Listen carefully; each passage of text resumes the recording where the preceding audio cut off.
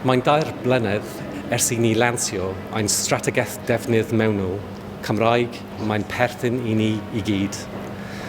Rydyn ni wedi gosod seiliau cadarn wrth i ni roi'r strategaeth ar waith mwyn cyrraedd y nod o ddod yn sefydliad dwyieithog erbyn 2050.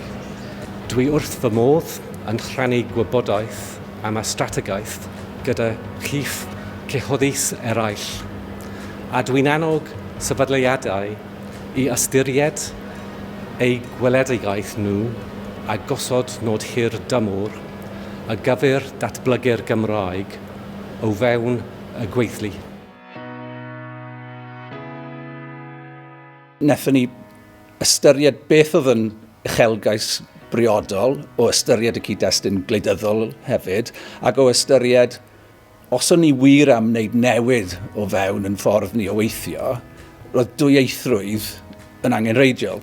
Felly dyma'r syniad yn datblygu o ganolbwyntio yn gyntaf o leia ar ddatblygu Cymraeg goddefgar. Hynny yw bod pawb yn gallu deall, ac falle na fydden nhw'n gyfforddus ym mhob sefyllfa'n siarad Cymraeg, bydden nhw yn deall beth fydde pobl eraill yn ei ddweud, fydde wedyn yn galluogi ni gael newid mawr yn y ffordd o weithio. Dewis i bobl i ddefnyddio'r Gymraeg petai nhw eisiau, dewis i bobl i ysgrifennu yn Gymraeg petai nhw eisiau. Ac yn y strategaeth, mae'n gosod y nod o ddod yn sefydliad gwirioneddol dwyieithog erbyn 2050. Mae e'n nod hir dymor, felly newid graddol dros amser, a mae'n mynd i gael ei weithredu mewn cylched o 5 mlynedd ar y tro. Dwi wedi dysgu Cymraeg ac i fod yn onest, byth wedi teimlo'n ddigon hyderus i ddefnyddio'r Cymraeg yn y swyddfa. Dwi'n falch iawn bod fi wedi cael y cyfle i weithio o ddydd i ddydd mewn tîm sy'n gweithio drwy gyfrwng y Gymraeg. Mae hwn wedi gwella sgiliau fi ac wedi cynyddu fy hyder. Fe lansion i'r strategaeth 2 blynedd yn ôl wrth i ni weithredu y bedair thema sy'n sail i'r strategaeth, felly arweinyddiaeth, hyfforddiant, recriwtio a thechnoleg. Felly nathon ni weithio gyda Microsoft i greu cyfleuster cyfieithu ar y pryd yn rhad ac am ddim, yn rhan o'r drwydded mas o'r bocs i bawb fedru i defnyddio. Erbyn heddiw mae'r fwyafrif o swyddogion digidol yn siarad Cymraeg, a mae ganddyn ni nifer fawr o swyddogion digidol ar draws y Llywodraeth. Be dyn ni'n neud o gweithio gyda'n gilydd yn defnyddio Microsoft Teams i rannu pethau rydyn ni'n ysgrifennu yn y Gymraeg a meddwl yn gwahanol am sut dyn ni'n defnyddio'r Cymraeg ar cyfryngau cymdeithasol. So ni eisiau datblygu sgiliau ni i dibynnu llai ar y gwasanaeth cyfieithu a drafftio pethau trwy gyfrwng y Gymraeg ein hun. Yeah, so we run all our channels bilingually. We know our audiences are there to follow us for our Welsh content. We have a very, a unique sort of gift in Wales that we do have this opportunity to think differently, to create differently. So we foster a kind of environment in our team, and hopefully that bleeds into other parts of the organisation where we're not just copying and pasting, we are thinking in Welsh, creating in Welsh, drafting in Welsh, learning from each other as we do it, and hopefully that comes across and reaches the, an audience who are there for our Welsh content. There's a kind of a fluidity to how we do it, so that everyone's exposed to a little bit of Welsh, and if that's something that intrigues them a bit more or entices them a bit more, great, and hopefully it makes our sort of Welsh-speaking audience feel a little more included and welcome as well.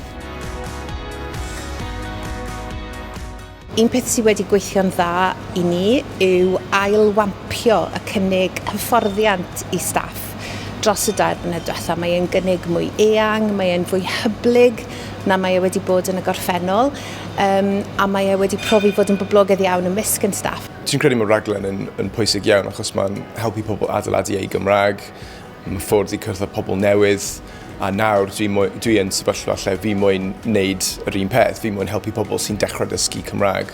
Eleni dwi wedi cyfrestru i wneud y tystysgrif sgiliau iaith, sef cymhwyster sy'n dangos bod ti'n gallu defnyddio Cymraeg yn y gweithle.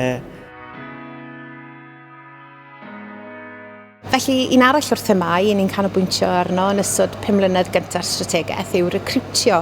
I ni'n gwybod dros amser bydd angen recriwtio rhagor o siaradwyr Cymraeg i'r sefydliad, ac i ni'n edrych ar y ffordd i ni'n disgrifio yr angen am sgiliau Cymraeg yn deunydd recriwtio ni. Mae mwy o bobl sy'n ddi-Gymraeg yn clywed y Gymraeg ac yn gweld bod y Gymraeg yn beth sy'n cael ei defnyddio go iawn. Felly, dwi'n meddwl bod hwnna ond yn beth da.